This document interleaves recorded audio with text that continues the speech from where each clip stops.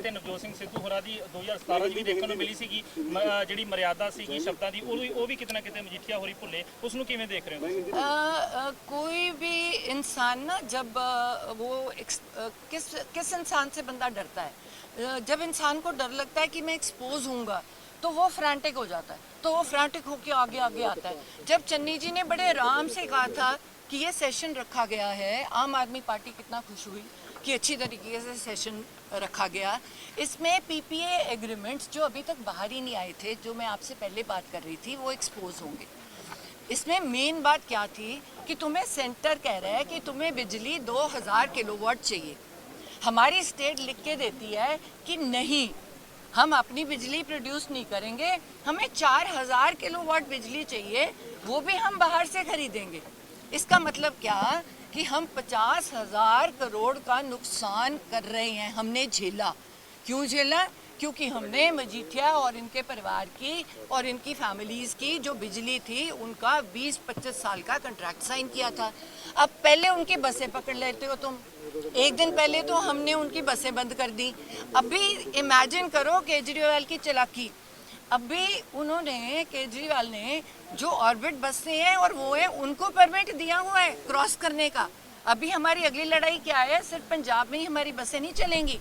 अभी उसने क्या किया राजा वड़िंग ने कि 6600 करोड़ का नुकसान हुआ है सिर्फ इसलिए कि हम प्राइवेट बसों को एक एक परमिट पे कितनी कितनी बसें चलाने का वो दे रहे थे। अब सबसे बड़ी प्रॉब्लम क्या है कि दिल्ली गवर्नमेंट उनकी बसें तो अलाउ कर रही है और हमारी पंजाब की बसेस को अभी तक हमने कब से राजा वड़िंग ने मीटिंग मांगी है अरविंद केजरीवाल से, 4-5 बार मीटिंग मांगी है कि भाई मेरे को मिलो, मेरे को परमिशन लेनी है, हमारी जो सरकारी बसें हैं हम नहीं खरीदेंगे। ये वाले 6600 करोड़ में 25,000 बस आनी थी, इसका मतलब एम्प्लॉयमेंट 50,000 बंदे की एम्प्लॉयमेंट। अब जब बंदा इस लेवल पे एक्सपोज हो रहा है, अब नवजोत सिद्धू शुरू से क्या कहता रहा है कि हमने कागज़ पढ़े हैं, हम ये तो है नहीं कि हवा में बातें करते हैं। या तो आप कहो कि हमारा फिगर एक भी फिगर गलत हो, हमें पता था कि 50,000 करोड़ की, क्योंकि हमने सेंटर से भी पता किया था, सेंटर ने इनको डांट मारी जब ये सेंटर के साथ थे कि आपने कैसे कहा कि तुम्हें इतनी बिजली चाहिए, तुम क्यों इतनी बिजली खरीद रहे हो, तुम्हारे पंजाब में तो इतनी बिजली की ज़रूरत नहीं है। फिर उन्होंने पता किया कि ये जो पीपीए के कॉन्ट्रैक्ट्स हैं इन्होंने खुद साइन किए, उसमें इन्होंने उतनी 4000 किलोवाट की बिजली मांगी, उससे हमें 50,000 करोड़ का नुकसान हुआ। जब हम कहते हैं पक्के कर दो, तब हम कहते हैं पैसे नहीं हैं।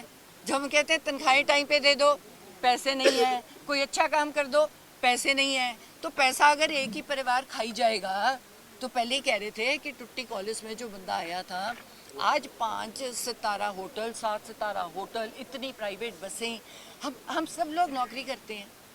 एमएलए, आपको याद रखना पड़ेगा कि एमएलए मंत्री हो चाहे ये नौकर हैं, क्योंकि लोगों के चुने हुए नुमाइंदे हैं, मतलब कि हम गवर्नमेंट के सर्वेंट्स हैं, हमें गवर्नमेंट की सैलरी मिलती है। मेरी salary as a MLA doctor की सैलरी से कम थी, तो मैं क्यों कुछ नहीं बना पाई, तो मेरा लिविंग स्टैंडर्ड कम हुआ।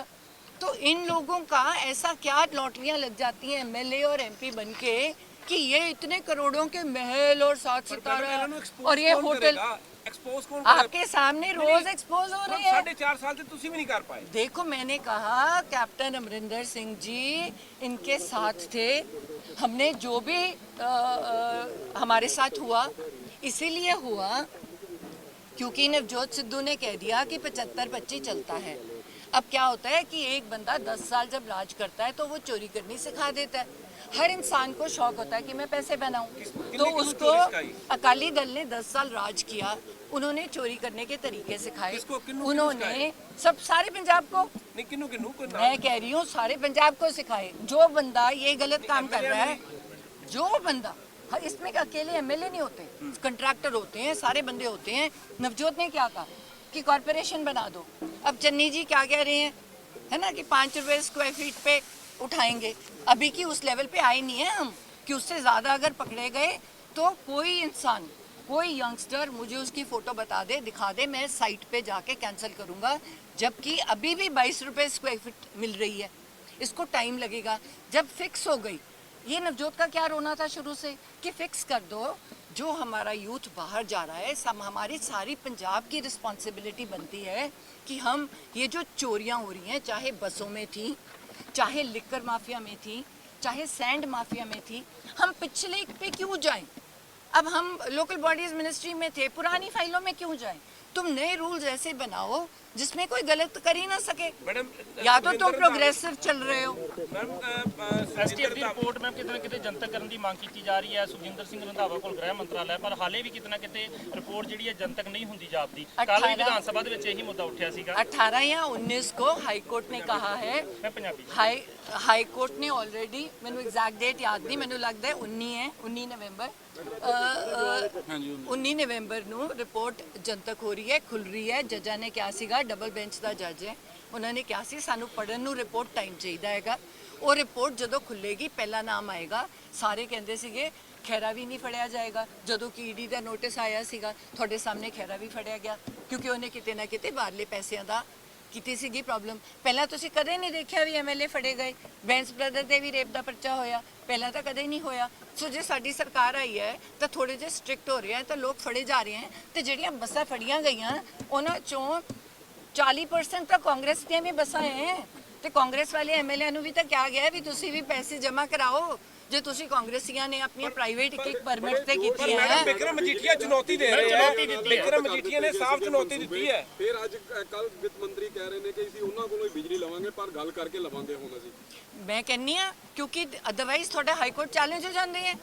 ਜਿਹੜਾ ਰੇਟ ਤੇ ਤੁਹਾਨੂੰ ਮਾਰਕੀਟ 'ਚ ਮਿਲ ਰਹੀ ਹੈ, ਜਿਹੜੇ ਰੇਟ ਤੇ ਮਾਰਕੀਟ ਮਿਲ ਰਹੀ ਹੈ, ਜੇ ਅਗਲਾ ਬੰਦਾ, ਹਰ ਬੰਦੇ ਦੀ ਪਹਿਲੀ ਉਸ ਬੰਦੇ ਦੀ ਪ੍ਰਾਇੋਰਟੀ ਹੁੰਦੀ ਹੈ ਜਿਹੜੇ ਬੰਦੇ ਨਾਲ ਤੁਹਾਡਾ ਕੰਟਰੈਕਟ ਸਾਈਨ ਕੀਤਾ ਹੋਵੇ। ਇਹ ਚਾਹੇ ਘਰ ਦਾ ਹੋਵੇ, ਚਾਹੇ ਕੋਈ ਗੱਲ ਹੋਵੇ, ਉਹ ਰੱਦ ਇਸ ਲਈ ਹੋ ਸਕੇ, ਪਹਿਲਾਂ ਨਹੀਂ ਹੋ ਸਕੇ ਕਿਉਂਕਿ ਉਹਨਾਂ ਕੋਲ ਕੋਲਾ ਜਿਹੜਾ ਸੀਗਾ ਉਹਦੀ ਕੋਈ ਕੰਡੀਸ਼ਨਸ ਹੁੰਦੀਆਂ। ਤੁਸੀਂ ਪਿੱਛੇ ਕੋਲਾ ਰੱਖਣਾ ਹੁੰਦਾ ਹੈ, ਕੋਲਾ ਮਹਿੰਗਾ ਹੋਊਗਾ ਤਾਂ ਉਹਦੇ ਹਿਸਾਬ ਨਾਲ ਤੁਸੀਂ ਥੋੜਾ ਐਕੋਮੋਡੇਟ ਕਰੋਗੇ। ਹੁਣ ਰੂਲਸ ਟੁੱਟੇ ਦੇ ਰਹੇ ਬਾਰ-ਬਾਰ। ਬਿਕਰਮ ਮਜੀਠੀਆ ਸ਼ਰੇਆਮ ਚੁਣੌਤੀ ਕੱਲ ਪ੍ਰੈਸ ਕਾਨਫਰੰਸ ਕਰਕੇ ਚੁਣੌਤੀ ਦਿੱਤੀ ਹੈ ਉਹਨਾਂ ਨੇ ਕਿ 19 ਨਵੰਬਰ ਨੂੰ ਜਿਹੜੇ ਨਵਜੋਤ ਸਿੰਘ ਸਿੱਧੂ ਹੈ ਉਹ ਆਪ ਆ ਕੇ ਕੋਰਟ ਵਿੱਚ ਕੇਸ ਲੜਨ, ਜੇਕਰ ਇੰਨੀ ਗੱਲ ਹੈ ਤਾਂ। ਦੇਖੋ ਜੇ ਉਹ ਵਕੀਲ ਹੁੰਦੇ ਤਾਂ ਉਹ ਬਹੁਤ ਛੇਤੀ ਕੇਸ ਲੜ ਚੁੱਕੇ ਹੁੰਦੇ, ਤਾਂ ਹੁਣ ਨੂੰ ਉਹ ਅੰਦਰ ਨਹੀਂ ਹੁੰਦੇ। ਬਾਕੀ ਲੋਕ ਜਿਨ੍ਹਾਂ ਨੇ ਗਲਤ ਕੰਮ ਕੀਤਾ, ਨਵਜੋਤ ਸਿੱਧੂ ਕੋਈ ਪਾਰਟਿਕੂਲਰ ਬੰਦੇ ਦੇ ਖਿਲਾਫ ਨਹੀਂ ਹੈ। ਨਵਜੋਤ ਸਿੱਧੂ ਹਮੇਸ਼ਾ ਪੰਜਾਬ ਦੇ ਲਈ ਪਾਲਿਸੀ ਦੀ ਗੱਲ ਕਰਦਾ ਹੈ। ਉਹ ਕਦੇ ਨਹੀਂ ਚਾਹੁੰਦਾ ਕਿ ਮੈਂ ਕਿਸੇ ਦਾ ਪਾਰਟਿਕੂਲਰ ਨਾਮ ਲੈ ਕੇ ਅਸੀਂ ਚੱਲੀਏ। ਜਿਹੜਾ ਵਿਧਾਨ ਸਭਾ ਦੇ ਵਿੱਚ ਸ਼ਬਦਾਵਲੀ ਵਰਤੀ ਗਈ ਹੈ, ਸਰੇਆਮ ਚੰਨੀ ਹਰਾਂ ਨੂੰ ਚੈਲੰਜ ਕੀਤਾ ਗਿਆ, ਨਾਲ ਪੰਜਾਬ ਪ੍ਰਧਾਨ ਨੂੰ ਵੀ ਚੈਲੰਜ ਕੀਤਾ ਗਿਆ। ਚਲੋ ਬਚਾਅ ਦੇ ਵਿੱਚ ਚੰਨੀ ਪੰਜਾਬ ਪ੍ਰਧਾਨ ਵਾਸਤੇ ਆਏ, ਇਹਨੂੰ ਕਿਸ ਤਰ੍ਹਾਂ ਦੇਖਦੇ ਹੋ ਤੁਸੀਂ? ਉਹ ਸ਼ੁਰੂ ਤੋਂ ਇਹ ਜਿਹਾ ਉਹ ਐਕਚੁਅਲੀ ਮਜੀਠੀਆ ਸ਼ੁਰੂ ਤੋਂ ਉਹਨੂੰ ਕੋਈ ਕੰਮ ਨਹੀਂ ਹੈ ਗੰਦੇ ਵਰਡਸ ਯੂਜ਼ ਕਰਨ ਤੋਂ ਸਵਾਏ, ਗੁੰਡਾਗਰਦੀ ਕਰਨ ਤੋਂ ਸਵਾਏ। ਮੈਂ ਪਹਿਲਾਂ ਕਹਿੰਨੀ ਆ, ਮੈਂ ਵੱਡੇ ਬਾਦਲ ਸਾਹਿਬ ਨੂੰ ਵੀ ਕਹਿਤਾ ਸੀਗਾ ਤੁਸੀਂ ਆਪਣੇ ਮੁੰਡੇ ਨੂੰ ਜੇ ਬਰਬਾਦ ਕਰਨਾ ਹੈ ਤਾਂ ਮਜੀਠੀਆ ਨੂੰ ਉਹਦੇ ਨਾਲ ਰੱਖ ਲਓ। ਜੇ ਤੁਸੀਂ ਚਾਹੁੰਦੇ ਹੋ ਕਿ ਅਕਾਲੀ ਦਲ ਨੂੰ ਬਚਾ ਲਓ ਤੇ ਆਪਣੇ ਮੁੰਡੇ ਨੂੰ ਬਚਾ ਲਓ ਉਹਦੇ ਤੋਂ, ਤਾਂ ਮਜੀਠੀਆ ਨੂੰ ਪਾਸੇ ਕਰ ਦਿਓ। ਕਿਉਂਕਿ ਜਿਹੜੀ ਗੁੰਡਾਗਰਦੀ ਅਕਾਲੀ ਦਲ 'ਚ ਆਈ ਉਹ ਮਜੀਠੀਆ ਕਰਕੇ ਆਈ। ਉਹਨੇ ਸਿਖਾਇਆ ਯੰਗਸਟਰਸ ਨੂੰ ਕਿਵੇਂ ਪੈਸੇ ਕਮਾਣੇ ਹੈ ਡਰੱਗਸ ਦੇ ਥਰੂ, ਈਜ਼ੀ ਮਨੀ ਕਿਵੇਂ ਲੈ ਕੇ ਆਣੀ ਹੈ।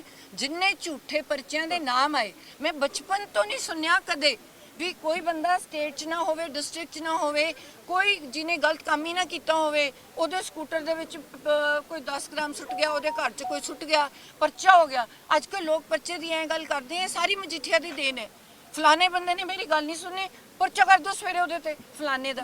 ਇਹ ਪਹਿਲੀ ਵਾਰ ਇਹ 307 ਦਾ ਪਰਚਾ ਲਓ ਜੀ। ਸਭ ਤੋਂ ਸ਼ਰੀਫ ਬੰਦਾ। ਹੱਲ ਕੀ ਤੁਹਾਡੀ ਸਰਕਾਰ ਦੇ ਪੌਣੇ 5 ਸਾਲ 'ਚ ਹੱਲ ਨਹੀਂ ਕਰ ਪਾਈ? ਤੁਸੀਂ ਵੀ ਆਪਣੀ ਵਿਫਲਤਾ ਮੰਨਦੇ ਹੋ? ਦੇਖੋ 4.5 ਸਾਲ ਮੈਂ ਮੰਨਦੀ ਹੀ ਨਹੀਂ ਸਾਡੀ ਸਰਕਾਰ ਸੀ। ਸਾਡੇ ਕੈਪਟਨ ਅਮਰਿੰਦਰ ਸਿੰਘ ਜੀ ਟੋਟਲੀ ਉਹਨਾਂ ਦੇ ਨਾਲ ਰਲੇ ਹੋਏ ਸੀ। ਉਹਦੇ ਪਿੱਛੇ ਸਾਨੂੰ ਸਾਡੇ ਡਿਪਾਰਟਮੈਂਟ ਤੋਂ ਉਤਾਰਿਆ ਗਿਆ। ਮੈਂ ਕੀ ਕਰੋਗੇ? ਆਤਮ ਹੱਤਿਆ ਕਰ ਲਿੱਤੀ ਹੈ। ਬੁਲਾਰੀਏ ਦੇ ਪੀਏ ਦਾ ਨਾਮ ਆਇਆ, ਨਾਲ ਬੁਲਾਰੀਏ ਦਾ ਨਾਮ ਲੈਂਦੇ ਪਏ ਨੇ ਕਿ ਇਹਨਾਂ ਕਿ ਧੱਕਾਸ਼ਾਹੀ ਸਾਡੇ ਨਾਲ ਕੀਤੀ ਹੈ ਕਿ ਆਖਿਰਕਾਰ ਮਰਨ ਦਾ ਰਸਤਾ ਸਹੀ ਲੱਗ ਜਾਓ। ਦੇਖੋ ਇਹ ਜਿਹੜੀ ਵੀ ਗੱਲ ਹੈ ਇਹ ਬਹੁਤ ਸੈਂਸਿਟਿਵ ਮੈਟਰਸ ਹੈ।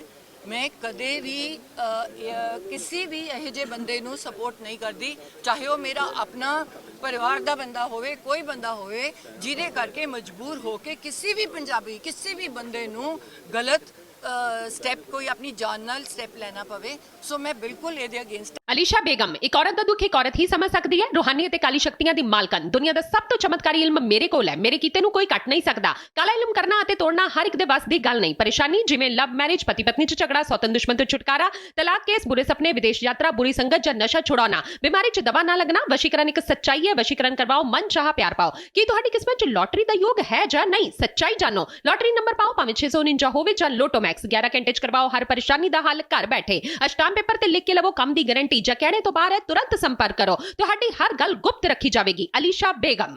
वर्ल्ड फेमस बाबा सलीम खान 21 ਵਾਰ 골ਡ ਮੈਡਲਿਸਟ। ਸਾਰੀਆਂ ਥਾਵਾਂ ਤੋਂ ਨਿਰਾਸ਼ ਅਤੇ ਮਾਇੂਸ ਹੋਣ ਵਾਲੇ ਇੱਕ ਵਾਰ ਫੋਨ ਜ਼ਰੂਰ ਕਰੋ। ਜਿਵੇਂ ਚਾਹੋਗੇ ਉਵੇਂ ਹੋਏਗਾ। It's my promise, immediately result, open challenge. ਇਲਮਾਂ ਦੇ ਮਾਹਿਰ A to Z ਸਮੱਸਿਆਵਾਂ ਦਾ ਫੋਨ ਤੇ ਘਰ ਬੈਠੇ ਕਰਵਾਓ ਹੱਲ। ਵਸ਼ੀਕਰਨ ਅਤੇ ਮੁੱਠ ਕਰਨੀ, ਲਵ ਮੈਰਿਜ, ਸੌਤਨ ਅਤੇ ਦੁਸ਼ਮਣ ਤੋਂ ਛੁਟਕਾਰਾ, ਪੱਕਾ ਕੰਮ ਪੱਕਾ ਹੱਲ, 101% ਦੀ ਗਾਰੰਟੀ। ਅਸ਼ਟਾਮ ਪੇਪਰ ਸਮੇਤ। ਸਭ ਤੋਂ ਪਹਿਲਾਂ ਕੰਮ ਕਰਨ ਦਾ ਵਾਅਦਾ। ਨੌਕਰੀ, ਪ੍ਰਮੋਸ਼ਨ, ਕਾਰੋਬਾਰ 'ਚ ਪਰੇਸ਼ਾਨੀ, ਘਰ 'ਚ ਝਗੜਾ, ਕੋਰਟ ਕੇਸ, ਤਲਾਕ, ਪ੍ਰਾਪਰਟੀ ਝਗੜਾ, ਪਤੀ ਪਤਨੀ 'ਚ ਅਣਬਣ, ਜਾਦੂ ਟੋਨਾ, ਮਨਮੋਹਣੀ ਵਸ਼ੀਕਰਨ ਕਰਵਾਓ ਜਾਂ ਤੁੜਵਾਓ, ਰੁੱਸੇ ਨੂੰ ਮਨਾਉਣਾ। ਹੁਣੇ ਕਾਲ ਕਰੋ ਬਾਬਾ ਸਲੀਮ ਖਾਨ 98 199 37 467।